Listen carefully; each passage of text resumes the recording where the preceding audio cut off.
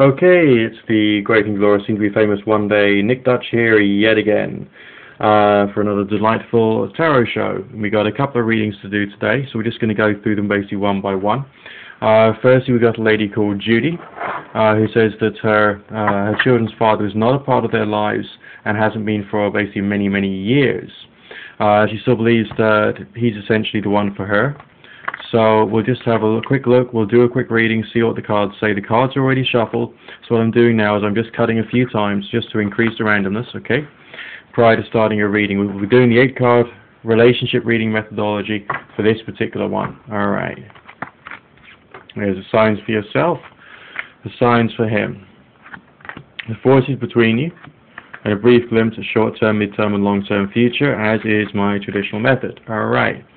So this is the way it seems to be working out. I mean, yeah, there's still a sense of connectivity between you. We can see that in the Prince of Wands here, which often represents the Archangel Michael, talking about something miraculous in the forces between you.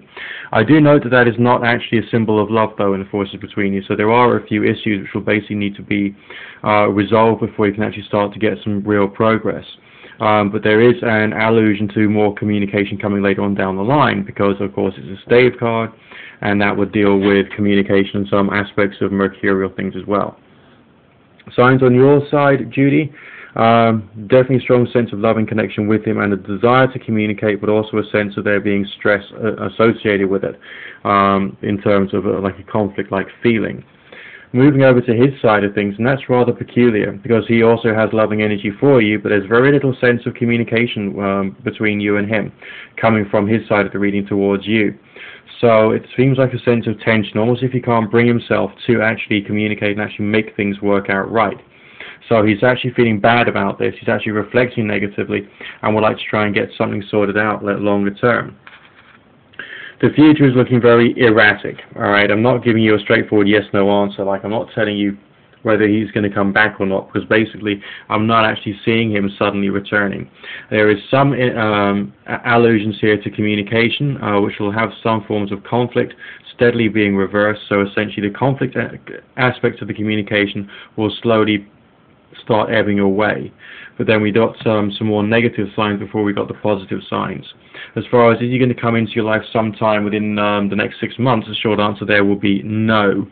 But there is a sense of there being something there for you later on down the line on the basis that you work at it. If you can communicate with him, basically do so. That's the best thing I can say. Well, I'd love to be able to turn around to you and say, like, it's going to work out perfectly, but basically I'm just not seeing that. Now, the second one here, we got a guy called Colton, and he's a musician, singer, songwriter. Very intuitive, and he's talking about having some amazing physical sensations which seem to be connected to his level of insight and understanding. So that's pretty amazing. He's obviously got some musical instinct there. His primary question is, will he continue to grow as an artist? Alright, so and he also wants to find some satisfaction and some sustained sense of accomplishment in what he's already done. Alright. He's also got a sense that his work is there to make other people's life easier. So he's looking to actually provide some extra benefit, extra healing maybe, with other people's lives. So we just have a quick look, as I say, we just cut the deck a few times, see what we can get here. Okay, short-term, mid-term, and long-term future. Alright, the fact we got the sun signs here are pretty amazing. And of course, associated with wealth is definitely talking about a career. It's not talking about a smooth path. The energies of the Sun card can be interpreted as being healing energies and healing signs, as well as those associated with money and wealth, and there is a festive or musical feeling associated with it. So if you're thinking about whether you're going to be able to provide like inspiration or whether you're going to be able to provide someone with some kind of healing benefit, the short answer there is yes. The final card here, I feel, is a moral message about your activity. Eight of Coins is labeled indolence, and it sometimes means a lack of willingness to be willing to actually move forward. So you're going to have to appraise your method of how you basically develop new business, and how you develop new leads for people to work with and work for, to be able to get your life sorted out the way that you want. Just very quickly expanding on that, on the aspects of you know, how good is it going to be. Well, these signs here, the Four of Swords is basically talking about a feeling of mutual agreement for better benefit for someone else and yourself, the people you're working with, the people you're working for, but again associated with financial signs.